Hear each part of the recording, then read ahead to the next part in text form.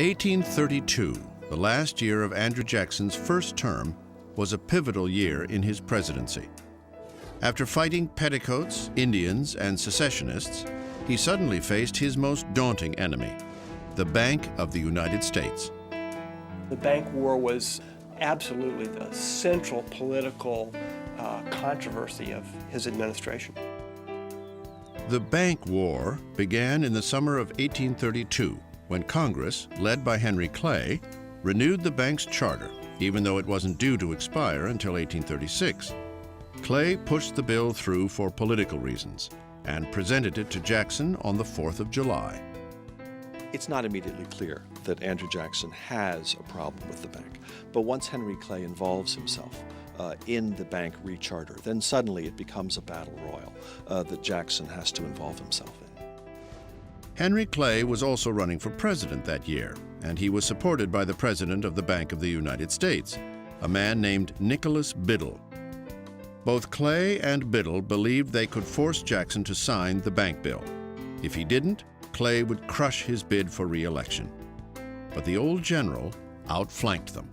He's told that there is a cabal between Biddle and Henry Clay, and once Jackson thinks of the bank in those terms, then this is something that absolutely has to be vanquished in his mind. It becomes, in his term, the hydra-headed monster. He said to Van Buren, the bank is trying to kill me, but I will kill it. Typical of Jackson, he personified the bank fight by waging war against one man, Nicholas Biddle.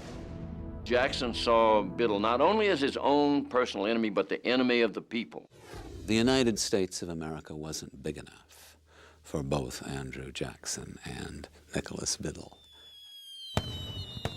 Jackson vetoed the bank bill, returning it with a simple yet powerful note in which he stated, "The bill to continue the Bank of the United States was presented to me on the 4th of July. Having considered it with that solemn regard to the principles of the Constitution which the day was calculated to inspire, and come to the conclusion that it ought not to become a law, I herewith return it to the Senate, in which it originated, with my objections." Nicholas Biddle called Jackson's veto a manifesto of anarchy. Jackson called it his mandate for re-election. Jackson saw this as an opportunity to strike out for the power of the ordinary citizen by smashing what he called the monster bank. He saw it as an absolute mandate of the people, that he was right and the bank was wrong. In the end, Jackson's popularity won out. He crushed Clay in a landslide, then immediately moved on his mandate to close Biddle's bank. The bank still had 4 years left on its existing charter, and Jackson said, "I don't want to wait 4 years." In the summer of 1833, while Congress was in recess, Jackson ordered his Treasury Secretary to redirect federal deposits from the Bank of the United States to various state banks. It was a very audacious move, in part because it wasn't even clear that what Jackson wanted to do was legal at all. His first Secretary of the Treasury wouldn't do it. He replaced him. The second Secretary of the Treasury wouldn't do it either.